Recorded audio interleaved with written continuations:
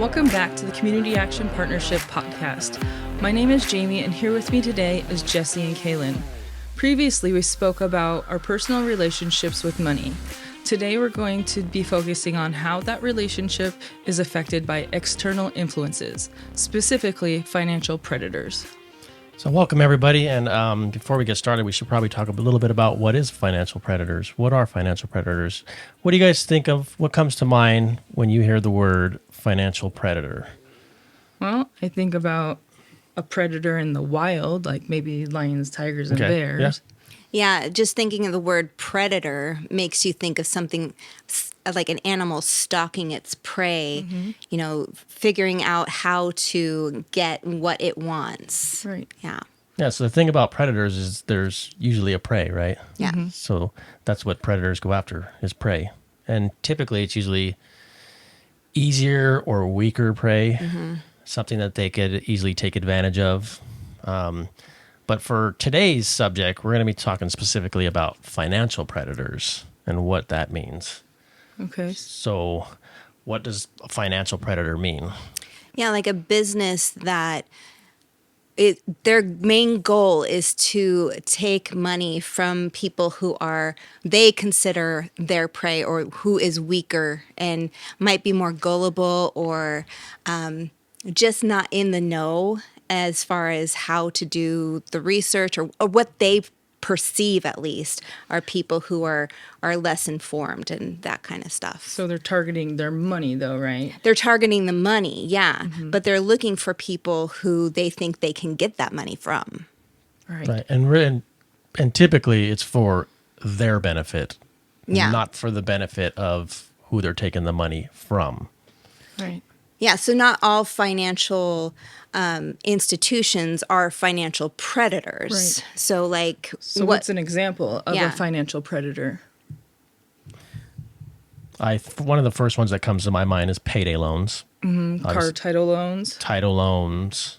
Mm-hmm. Rent to own. Rent to own, yeah. A lot of rent to own places, not only do they do like furniture and stuff like that, but they also typically have a loan office in the same area that they do payday loans too. Payday loans and stuff like that as well. Yeah. What makes it a financial predator? Like, those are services that are being provided, but what is it that is?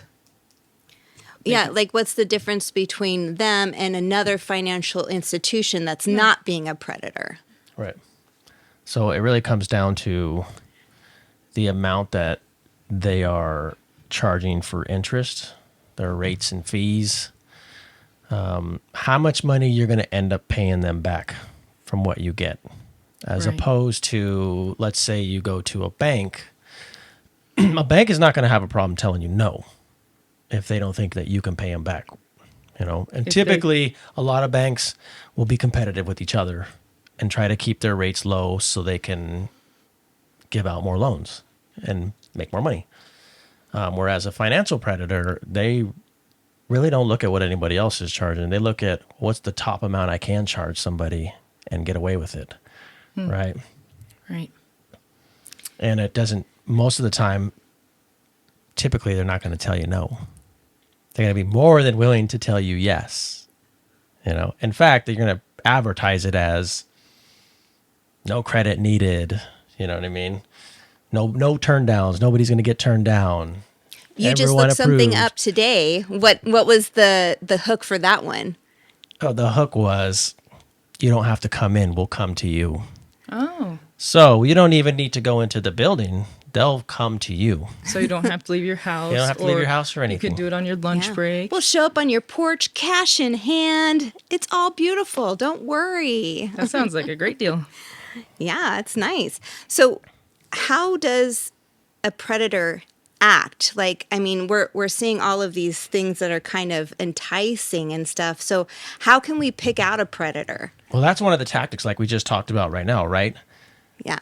They act like they're there to help you. Like, we'll come to you. You know what I mean? They're on your side. They're on your side. And a lot of the times, I have personally experienced I've done payday loans. I've done title loans before.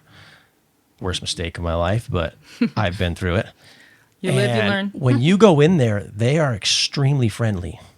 You know, very, very friendly, welcoming, non-judgmental. So that's one thing that you got to keep in mind too, because I think for a lot of individuals, when you're in a financial hardship, there's some shame that goes along with that, embarrassment, Right. and it's hard to go and ask somebody for something, especially money. But these places make it to where you feel welcome and nobody's judging you, and they're glad to see you come back.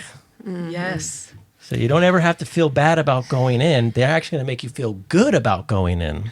Yeah. You know?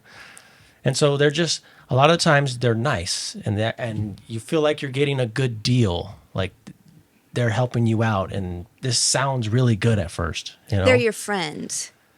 But okay, so then that brings up the question of, I'm a nice person and I like to make people feel welcome and like they belong and all that stuff. So how do you tell the difference between someone who's genuinely wanting to be kind to you and help you feel welcome versus a predator who's doing the same thing?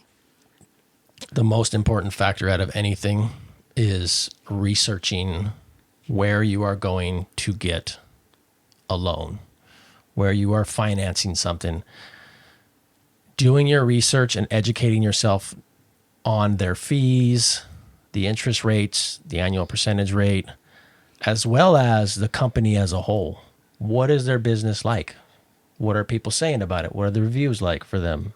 Is it a shady practice, or are they known for being stand-up, honest company? Without doing your research on what all that stuff is, then you're opening yourself up for predators. Right. I think, looking at all of your options too, I think it's great to look at, what that specific business, but look at everything, maybe credit unions and banks and friends and family, like look at all of your options just because this is the easy way and you'll be able to get in the door and not feel bad about what you have to do in your desperate situation. Yeah, and I think that's exactly what, again, it goes back to that predator mentality of they are preying on your desperation. You're being targeted. Yeah. And it might not even feel like desperation to you.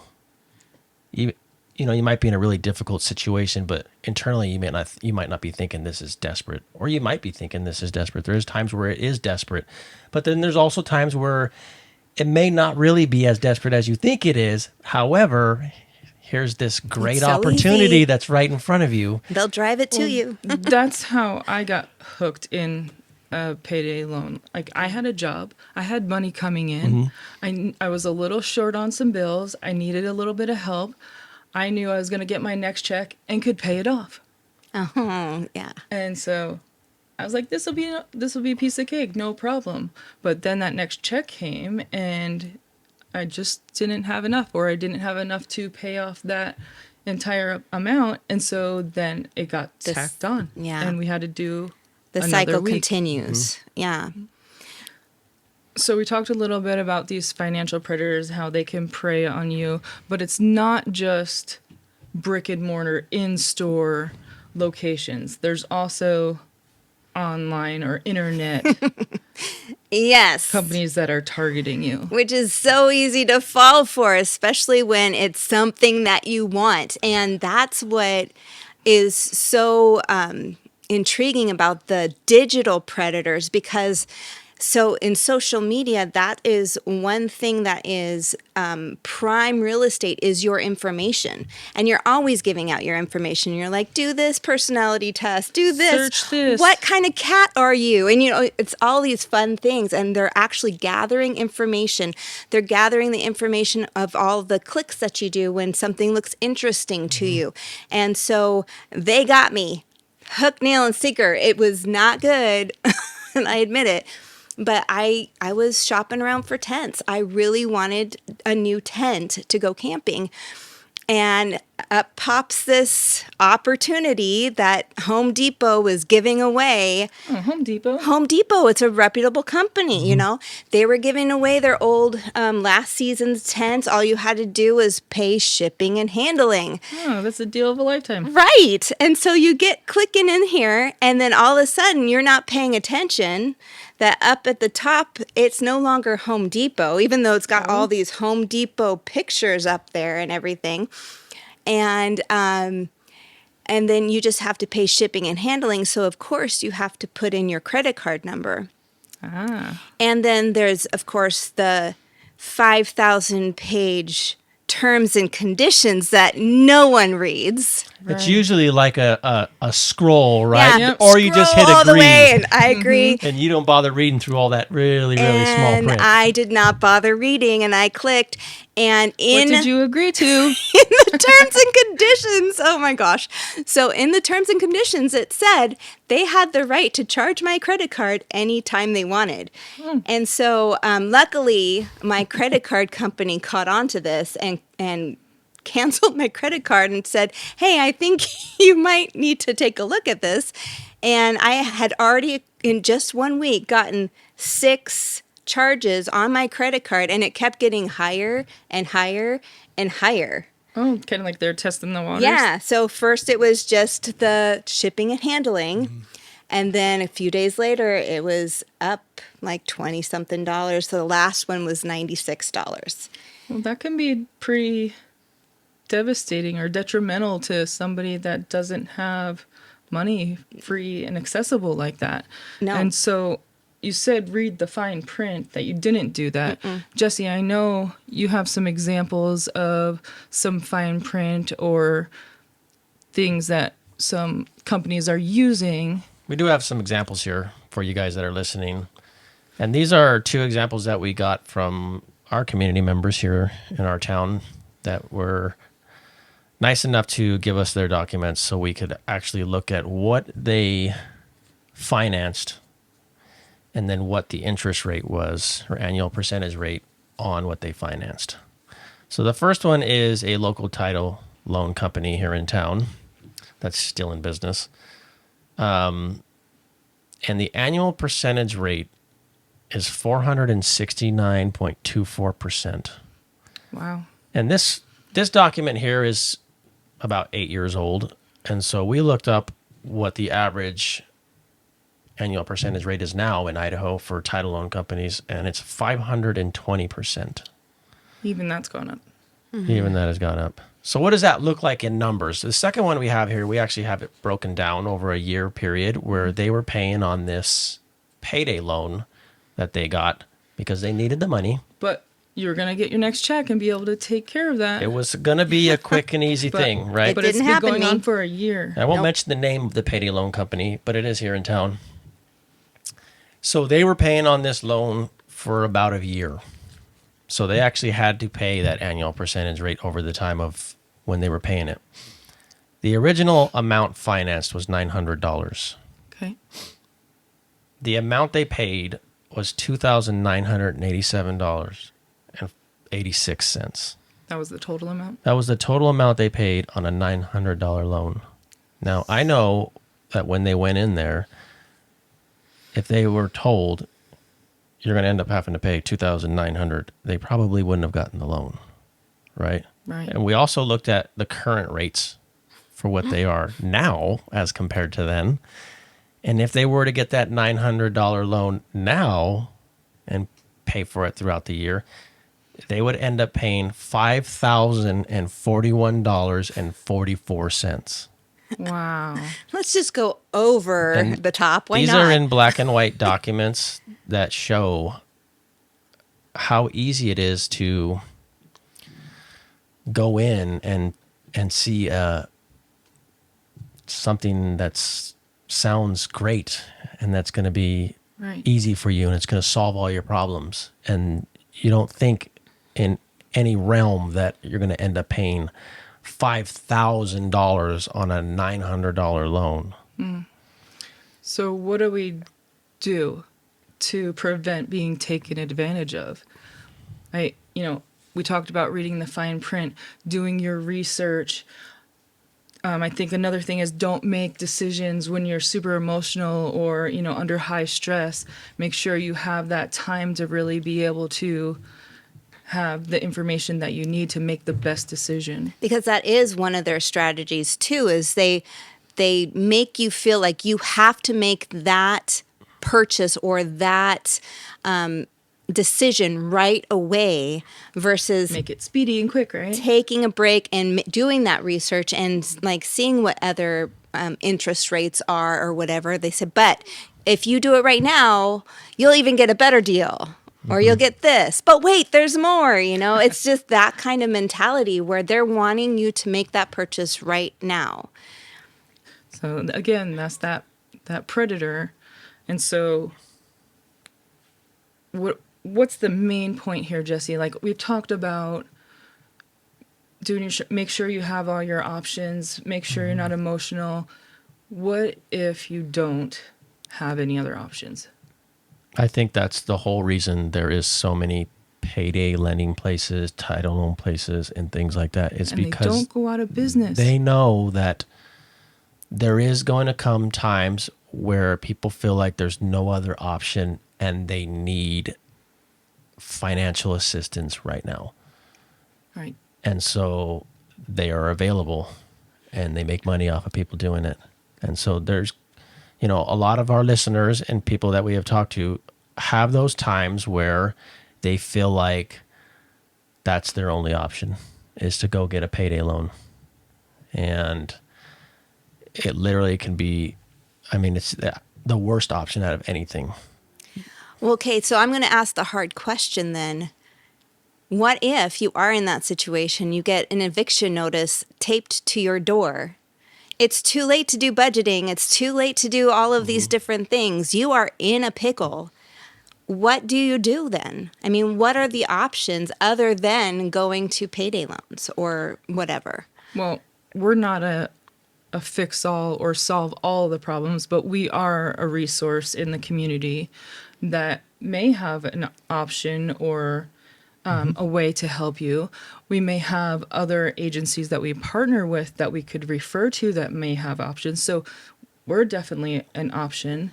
Yeah, I would say that. Like, we don't always have, financial assistance for rent and things like that, but we do sometimes. Mm-hmm. And even if we don't have it, we're going to work our hardest to try to figure out how can we get it and who can we talk to? What's a resource that we can get to? Or how can we help whoever we're talking to brainstorm and figure out a way together on how they could come up with what they need to. Right. Rather than going to a payday lender. Yeah. Right. So what I feel like the big takeaway here is preparation is the best defense against these predators, where you are thinking forward, you are planning ahead, you are doing your research, and you are not making decisions on the spot like that. Whenever you hear that, but wait, if you make that choice right now, we'll get you a better deal, or that you feel that pressure that you have to sign on the dotted line right then and there, that should be that clue to you that this is not a place that I should be giving my business to. Having a budget or a plan, something ahead of time is really going to be the best resource for yourself. You know what I mean? Preparing yourself for what your bills are, what your financial situation is, and being prepared for when that time comes. You're not just like, oh my gosh, how did this happen? Right? I know we do that in our coaching sessions with our community members. And even if you're not making ends meet or you're struggling, you can still work through a plan to increase income or, try to problem solve around those things. And so I think that plan and meeting up with a coach and,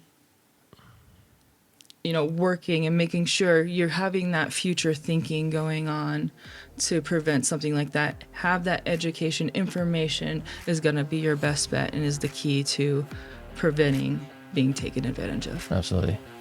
Well, like you said, Jesse, I think the plan is going to be the key to preventing you from being taken advantage of.